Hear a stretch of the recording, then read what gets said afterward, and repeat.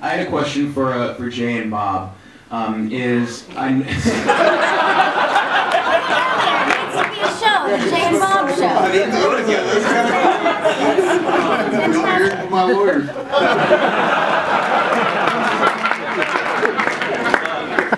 As I know, with the comic book, a lot of it is told primarily through just Batman's internal monologue, and I know with the movie that you can't really do that as much. And I was wondering if there was a scene in particular that was challenging in adapting that, like for example, like the Tunnel of Love scene, how it's really just a few panels and there's not really any of them talking until the Joker gets his neck partially broken. I was wondering if there was like if you could just talk about like the difficulties of doing that. And I'll take the Tunnel of Love, and you can talk about the internal monologue. Sure. Because that's a huge one. Sure. In terms of the Tunnel of Love, it's kind of like what Kevin said. For me, it's about organic. Like, I didn't want to follow the comic verbatim. All I knew is that I wanted to get to a part where Batman is choking Joker and Joker shivving him. That's all I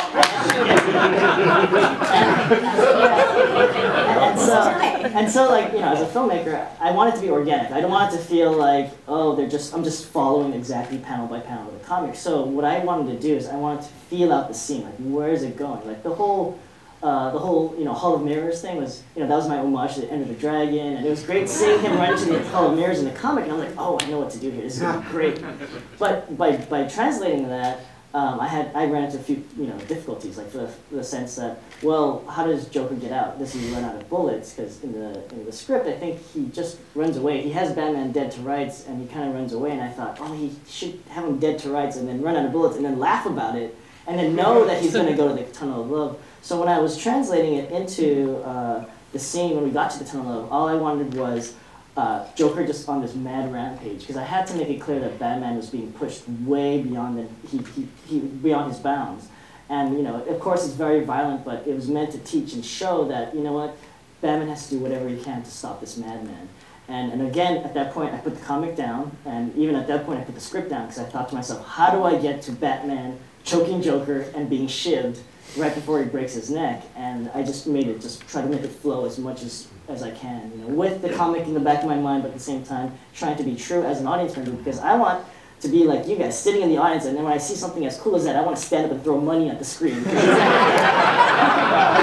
that's how I approach it. So a few parts of it. First of all, you're right what you said about to make this as a movie and to be the most kinetic, energetic movie that we could make here. It would have really dragged it down to do the internal monologue. But as much as possible, hopefully it worked throughout. My goal in writing the script was to not lose anything by losing that monologue. To take what was in what would have been voiceover, and externalize that, dramatize it in the scene, in the action, where necessary, put it in dialogue. That Tunnel of Love scene in particular. There are lines that I'm pretty sure are originally in internal monologue, all the people I've murdered, letting you live. That's stuff that I, found a way that would work in dialogue so we could save those lines. But in general, that's not a scene that you really need too much internal monologue to understand what's going on. You're down to pretty base human survival stuff there. You don't need to know I'm old and I'm trying to get back to my relevance again.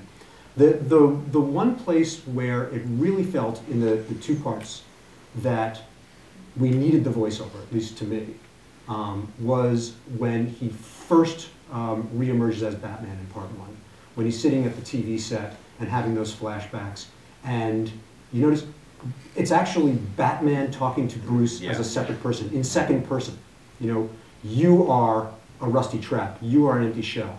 And it felt like that was the one moment, where we're really kind of like, you lose an element of just how, crazy this guy is if you don't have it as that voice, disembodied.